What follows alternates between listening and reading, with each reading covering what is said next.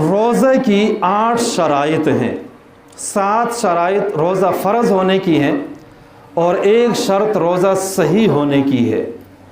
سب سے پہلی شرط ہے مسلمان ہونا، چنانچہ روزہ ایک عبادت ہے اور روزہ غیر مسلم پہ فرض نہیں ہے۔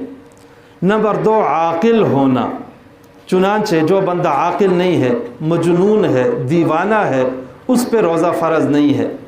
نمبر 3 بالغ ہونا، چنانچہ چھوٹے بچوں پہ کوئی روزہ فرض نہیں ہے۔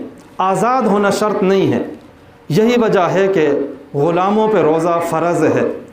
نمبر 4 روزے کے فرض ہونے کا علم بھی ہو، اور ہر مسلمان کو علم ہوتا ہے کہ رمضان ہے، اللہ نے روزہ فرض کیا ہوا ہے۔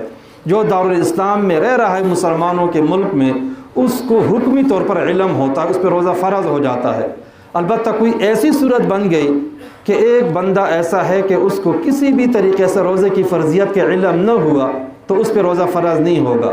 مثلا دارالحرب میں غیر مسلموں کے ملک میں کوئی بندہ مسلمان ہو گیا اور رمضان کا مہینہ آ گیا، لیکن اس کو پتہ نہیں ہے کہ رمضان کیا ہے، روزہ بھی کوئی فرض چیز ہے، کوئی بتانے والا بھی اس کے پاس موجود نہیں تھا، اور اس طرح مہینہ گزر گیا، اس نے روزہ نہ رکھا تو وہ گناہگار نہیں ہے، اس پہ روزہ فرض نہیں ہے۔ نمبر 5 صحت اور تندرستی، کہ بندہ ٹھیک ہو، تندرست ہو۔ لہذا جو مریض ہے، بیمار ہے، شیخ فانی ہے، وہ روزہ نہ رکھے تو یہ جائز ہے، اس پہ روزہ فرض نہیں ہے، آئندہ قضا کر لے۔ اور اگر آئندہ بھی قضا نہیں کر سکتا، اتنا بوڑھا ہے، شیخ فانی ہے، تو وہ فدیہ دے دے، اس پہ روزہ فرض نہیں ہے۔ نمبر 6 مقیم ہونا، لہذا مسافر پہ روزہ فرض نہیں ہے۔ جو بندہ 77 کلومیٹر دور جانا چاہتا ہے، آبادی سے باہر ہو گیا، اس دوران سحری کا وقت آ گیا، وہ روزہ نہ رکھے تو یہ جائز ہے۔ روزہ نہ رکھنا تو ٹھیک ہے، لیکن روزہ توڑنا ٹھیک نہیں ہے۔ روزہ رکھ لیا، اب سفر میں چلا گیا تو اب یہ روزہ پورا کرنا ہوگا۔ اور آج کل سفر چونکہ بہت آسان ہوتے ہیں، لہٰذا سفر میں بھی روزہ رکھنے کا اہتمام کرنا چاہیے۔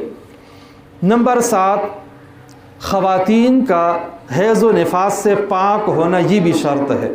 چنانچہ جو خواتین اس حالت ناپاکی کی حالت میں ہوتی ہیں تو ان پہ روزے کی ادائیگی فرض نہیں ہے، بلکہ وہ ان میں روزے کی اہلیت تک بھی نہیں ہے۔ وہ دن میں کھا پی بھی سکتی ہیں لیکن کسی کے سامنے نہیں، ان میں اہلیت ہی نہیں ہے تو وہ روزے نہیں رکھیں گی اور بعد میں پھر قضا کریں۔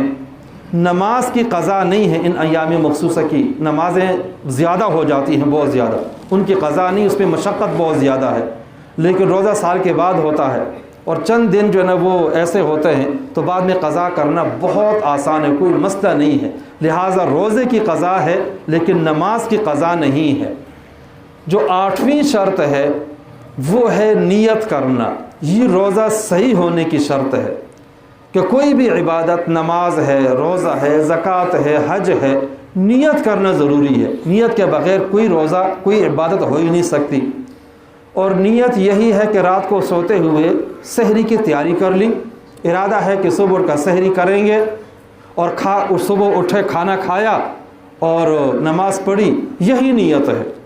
زبان سے الفاظ کہنا کوئی ضروری نہیں ہے، نیت کا تعلق دل کے ارادے سے ہے، قصد سے ہے، زبان سے نہیں ہے۔ لہٰذا اگر کوئی زبان سے کہہ ضروری سمجھتا یہ تو ٹھیک نہیں ہے، ہاں ویسے کہہ دے کہ میں آج روزہ رکھتا ہوں تو ٹھیک ہے، ممانعت بھی نہیں ہے۔ البتہ یہ بات ذہن میں رہے کہ ہمارے ہاں جو دعا لکھی ہوتی ہے وَبِصَوْمِ غَدٍ نَوَيْتُ مِنْ شَهْرِ رمضان، یہ کسی حدیث سے ثابت نہیں ہے اور اس کا مفہوم بھی صحیح نہیں بنتا ہے۔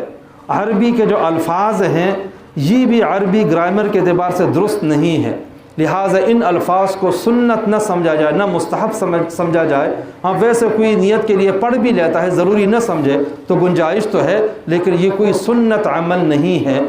اللہ تبارک و تعالی عمل کرنے کی توفیق نصیب فرمائے۔